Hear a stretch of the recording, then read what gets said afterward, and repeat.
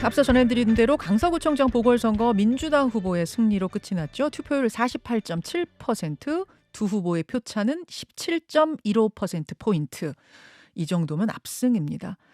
무엇보다 투표율에 주목을 해야 되는데 지난해 국민의힘이 이겼던 지방선거 투표율이 51.7%였거든요. 이번에 거의 비슷하다는 얘기예요. 이게 의미하는 바가 뭐냐? 지난해 지방선거에서 국민의힘을 찍어서 이기게 해줬던 강서구 분들이 이번에는 민주당을 찍었다는 얘기가 되죠. 자, 이걸 여당이 어떻게 해석하고 받아들일 것이냐, 이게 문제인데, 오늘 연결을 할 분은 국민의힘 순천갑 당협위원장 천하람 위원장입니다. 뭐 당내에 거침없는 쓴소리를 하는 분이 좀 이런 상황에선 필요할 것 같아서요. 만나보죠. 천하람 위원장님 나와 계세요. 네, 안녕하세요. 천하람입니다. 네, 이번 선거 결과 어떻게 보십니까? 한마디로 망했죠. 한마디로 망했다. 뭐 요즘 사람들 얘기로 폭망입니까? 네, 폭망입니다. 음, 지금 이렇게 가게 되면은 당이 정말 어려워지는 상황으로 갈 겁니다. 그리고 지금 나오는 얘기들도 보면은 겸허하게 반성하고 우리가 더 잘하겠다라고 하기보다는 의미를 깎아내리려고 하는 코멘트들이 대통령실에서도 그렇고 당내에서도 그렇고 벌써부터 좀 나오고 있는 것 같아요. 한 지역의 선거일 뿐이다. 뭐 이런 취지요. 네, 예. 원래 험지다 이런 얘기인데 제가 보기에는 원래 험지가 아니고요. 지금 용산과 우리 당이 그러니까 정부 여당이 험지 메이커입니다. 험지 메이커란 게 무슨 말씀이세요? 지금 서울 수도권 선거를 험지로 만들고 있는 거예요. 험지가 아닌 곳도 싸워볼 만한 곳들도 험지가 되고 있어요? 네, 왜냐하면 강서구가요. 예. 사실은 지난 총선에서는 민주당이 싹쓸이 했다라고 하지만은 예. 사실 스윙 지역입니다. 예. 예. 그러니까 부동층이 많은, 그러니까 무당층, 중도층이 많은 지역이거든요. 그러니까 그게 고작 1년 전에 네. 저희 지난번에 지방선거 치를 때 오세훈 시장이 제가 알기로 50% 중반 정도 득표해가지고 한 14% 격차로 이겼을 겁니다. 그 당시에 서울시장 민주당 후보로 나온 송영길 후보하고 14%포인트 차이로 이긴 곳이 그 지역이에요. 강서구. 네. 예. 그리고 실제로 우리가 지난번에 강서구청장도 이겼었지 않습니까? 예. 예. 그런데 여기가 왜 험지입니까? 그러면 이 강서구청장, 강서구라고 하는 곳은 정말 중도층 스윙 보터가 많은 서울 수도권의 특징을 굉장히 잘 보여주는 지역이거든요. 게다가 2030 거주 비율이 굉장히 높아요. 네, 그런 지역이라서 강남 3구를 제외하고는 대부분의 서울 수도권의 특성을 고스란히 잘 보여주는 그런 지역입니다. 우리가 잘하면 이기는 그런 지했는데 잘하면 이기는 지역이었는데 해볼 네. 만한 격전지였는데 왜 이렇게 폭망했는가? 원인을 그럼 한번 따져보죠. 말씀하신 것처럼 왜 험지 메이킹을 해버렸는가? 그 원인 따져보겠습니다. 뭐가 우선 마음에 걸리십니까? 사실은 대통령 지지율 거의 그대로 따라간 겁니다. 가장 큰 요소는 대통령 지지율이라고 봐야 되는 것이고요. 근데 그 부분을 좀 보완해줄, 그러니까 대통령 지지율이 부족한 부분을 좀 플러스 알파 역할을 해줄 당 지도부도 없었던 거죠. 예. 그러다 보니까 사실 지난번 지방선거 때 오세훈 시장이 얻었던 득표율도 당시 대통령 지지율과 거의 흡사했거든요. 예. 네, 이번에 지금 김태우 후보가 얻은 득표율도 현재 대통령 지지율과 거의 비슷한 그런 수준입니다. 그러니까 대통령 지지율을 따라가게 마련인데 그걸 보완해줄 지도부가 없었다는 말씀은 조금 더 구체적으로 얘기하자면 어떤 의미예요? 지금 이제 저희가 지난번 지방선거 때 이겼을 때 보면 보수 진영의 스펙트럼이 굉장히 확장돼 있었어요. 그러니까 선거 대연합 뭐 이런 식으로 표현하시는 분들도 계시던데, 전통적인 어떤 보수 지지층, 고령층뿐만 아니라 젊은 세대, 민주당의 불공정에 실망한 어떤 스윙 보터들, 그다음에 상대적인 중도 보수들 이런 식으로 해서 외연이 굉장히 넓어져 있었는데요. 지금은 그게 다 해체됐고 보시면 그렇지 않습니까?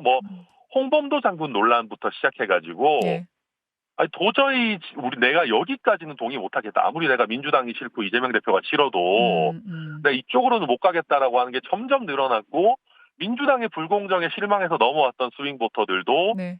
윤석열 정부 출범하고 인사하고 인사 참사 나오고 똑같이 낙하산 인사하고 그다음에 또 여러 가지로 잘못했는데 오리발 내밀고 이런 거 하는 거 보면서 아니 민주당에 실망해서 공정과 상식 찾아서 왔더니만 여기도 공정과 상식이 없네 하고 다시 돌아가 버렸어요. 아. 젊은 세대들도 그때는 뭔가 김종일 이준석 체제를 거치면서 여기가 좀 달라지겠구나. 이제 젊은 세대가 공감할 수 있는 당이 됐구나 해서 찾아왔는데 이분들도 실망해가지고 굉장히 많이 떠나간 거죠. 기본적으로는 정권 심판론이 통했다고 보시는 거군요. 정권에 그렇죠. 대한 네, 경고. 예. 그럼요. 그리고 이런 상황에서 예. 그러면 지도부가 그럼에도 불구하고 우리가 민주당보다는 좀 더 나은 미래 비전이 있다라는 것을 예. 보여줄 수 있는 지도부가 아니에요. 아하. 플러스 알파가 되는 지도부가 아니기 때문에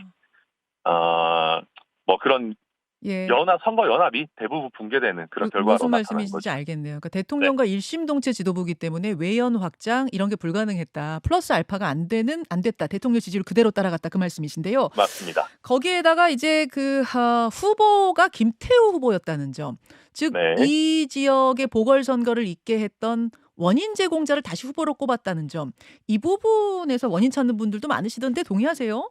네, 저는 일부분 당연히 그런 요소가 있었다고 보는데 문제는 그 요소가 지금 정부 여당이 오만하다라는 걸 돋보이게 하는 요소인 겁니다. 그러니까 저는 그게 후보 경쟁력이라는 게 아주 큰 독립 변수라고 보진 않아요. 예. 왜냐하면 김태우 후보가 그런 마이너스 요소를 갖고 있는 것만큼 예. 진교훈 후보는 사실 완전한 정치 신인입니다. 그렇죠.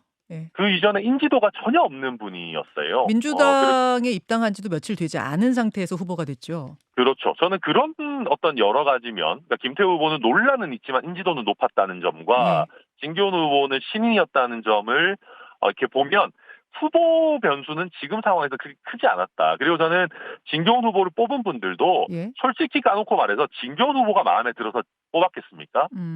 정부 여당을 심판하기 위한 분노 투표 성격이 굉장히 강했기 때문에 각각의 후보가 가지는 성격은 이번 투표의 본질은 아니라고 생각합니다.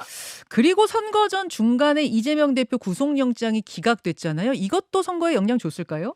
네, 영향 당연히 미쳤을 겁니다. 예, 그러니까 이재명 심판론으로 잡았던 애초의 캐치프레이즈가 중간에 지역 일꾼론으로 확 바뀌게 된 이런 것들도 있었던 것 같고. 네, 근데 저는 좀 되게 소름 돋는 거는 저희가 어떤 생각했냐면 그래도 이재명 대표가 있으면은 비등비등하게 선거 갈 수 있지 않을까? 그러다가 민주당이 정신 차려서 김부겸 카드, 김혜영 카드 같은 거 꺼내면은 우리 진짜 대패하는데 어떡하지라고 생각을 많이 했거든요. 저희 당에서 이렇게 3, 4 모여서 얘기할 때. 네. 근데 더 무서운 거는 어찌됐든 이재명 대표가 최근에 구속영장 기각이 되긴 했지만 이재명 대표 체제에서 치러진 선거에서 저희가 대패한 거거든요. 그게 되게 충격이에요? 그럼요. 그러면 여기서 만약에 민주당이 혁신 카드 꺼낼 가능성 거의 없겠지만 더 나은 혁신 카드를 꺼내면 우리는 얼마나 지는 겁니까? 되게 무서운 지점이죠. 이재명 대표 체제로 쭉 총선 치르면 이른바 이재명 심판론, 사법 리스크 이런 것 때문에 총선 유리할 거야라는 일각의 심리들이 있었는데 당 안에 이번에 그게 충격이 컸다. 저는 그 부분 분명히 약간은 작용했을 거라고 봅니다. 아무리 구속영장 기각됐어도 이재명 대표에 대한 반감이나 사법 리스크에 대한 우려가 바로 없어지지는 않아요. 또 하나는 김행 후보자 인사청문회인데요. 선거 직전에 있었던 인사청문회에서 후보자가 이제 중도 퇴장해버린 거 이게 좀 중도층 자극한 면도 있지 않을까요? 분명히 있었을 겁니다. 그리고 제가 앞서도 말씀드렸지만 윤석열 정부가 이제 들어오고 나서 지지율이 가장 많이 흔들렸던 지점들이 이준석 대표 징계도 있었지만 문재인 정부 때 인사보다 우리가 낫지 않냐, 우리가 뭘 그렇게 잘못했냐라고 해서 인사에서 국민 눈높이 안 맞는 얘기들 할 때 많이 출렁거렸거든요. 그런 것들을 다시 한번 총체적으로 리마인드하는 효과가 굉장히 강했을 거라고 저는 봅니다. 알겠습니다. 원인들 짚어주셨어요. 근데 지금 이런 원인 분석이 천하람 위원장만의 독특한 분석이냐 아니면 당 전반이 지금 이 생각을 하고 있는 것이냐 어떤 분위기입니까? 지금 당 분위기? 수도권 선거 아는 분들은 어느 정도 알고 있습니다. 제가 어떻게 하다 보니까 좀 그 당내 친윤 핵심이라고 하는 분들이랑도 좀 얘기를 할 기회가 있었는데, 네네. 어, 이대로 가면은 큰일 난다라는 위기의식을 공유하고 있는 분들이 적지는 않습니다. 아, 이대로 가면 총선도 폭망할 수 있다 막 이런 얘기까지 심지어 해요? 네, 하고요. 그리고 더 큰 문제는 지금 이렇게 가게 되면은 대통령실과 지도부가 싸우는 모양새로 가는 거 아니냐라는 걱정들을 합니다. 그건 무슨 말씀이세요? 예. 결국 선거 책임 공방인 거죠. 어. 심지어 저희 당의 친윤 핵심인 분도 예. 빨리 지도부가 물러나야 되는 거 아니냐. 안 그러면 이게 지금 불똥이 용산으로 튀는 거 아니냐. 이런 얘기를 하시고 그러거든요. 어. 왜냐하면 이게 지금 보면 지도부의 책임이 아니라면 결국은 대통령의 책임이라는 건데, 음흠.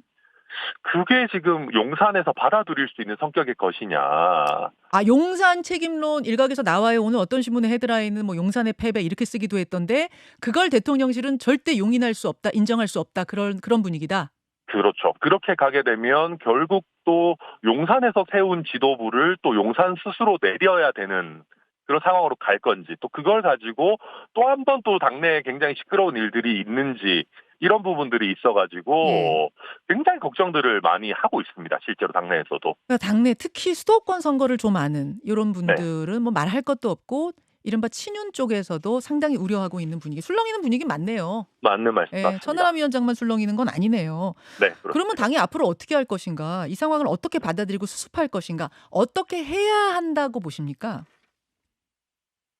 해야 할 일은 너무 많은데요. 예. 네. 제일 중요한 거는 그 당의 스펙트럼을 넓게 쓰는 겁니다. 음. 스펙트럼 넓게 써서 이제 선거 대연합을 좀 복구하고, 예. 무엇보다도, 정부와 대통령이 정치를 잘해서 지지율 끌어올려야죠. 뭐 이번에 그건 보면 예. 대통령 지지율이 낮은 상태에서 선거 치르면 수도권 선거는요, 네.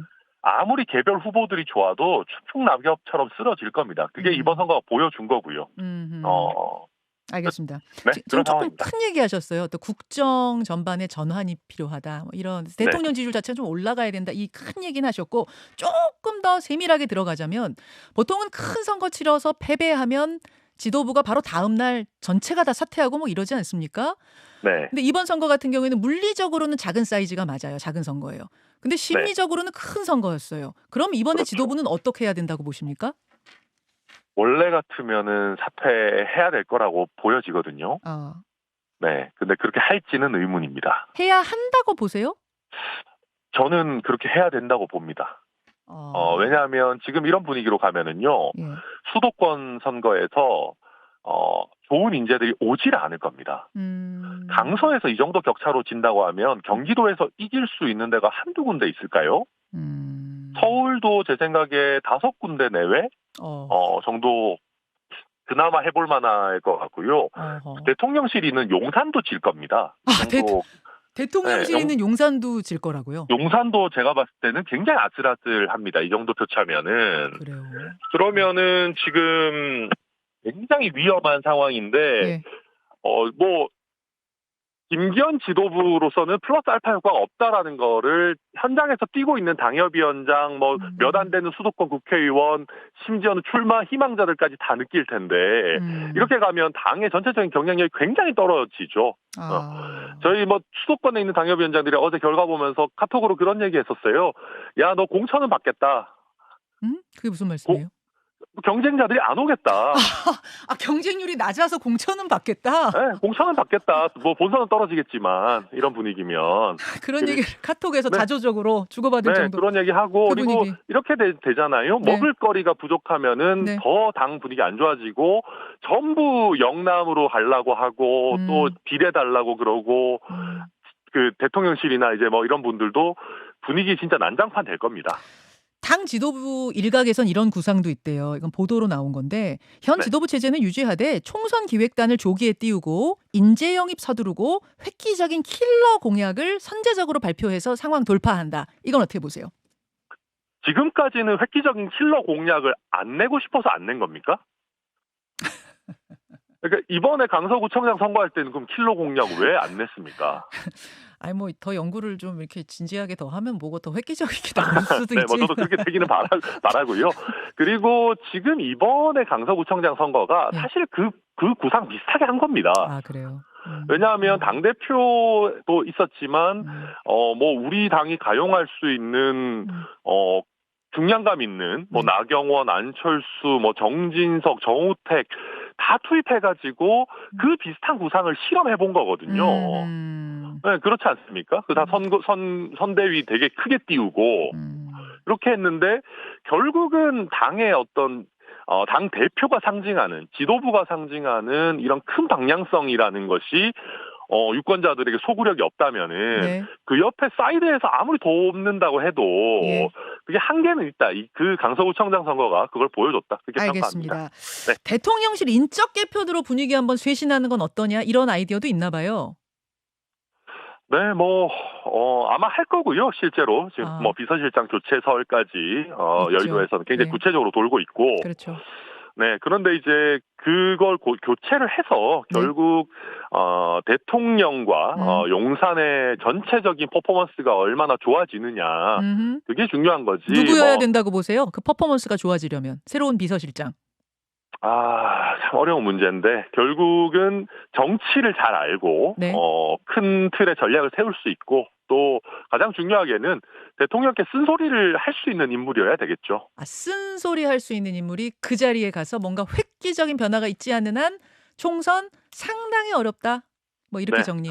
예. 그렇게 봅니다. 알겠습니다. 여기까지 오늘 어제의 결과, 선거 결과 평가 들어보도록 하죠. 네, 천하람 제가 너무 위원장님. 슬픈 톤으로 말씀드렸네요. 아침부터 죄송합니다. 예, 슬픈 톤이었습니다. 고맙습니다. 네, 감사합니다. 예, 국민의힘 천하람 순천갑 당협위원장이었습니다. 김현정의 뉴스쇼는 시청자 여러분의 참여를 기다립니다. 구독과 좋아요, 댓글 잊지 않으셨죠? 알림 설정을 해두시면 평일 아침 7시 20분 실시간 라이브도 참여하실 수 있습니다.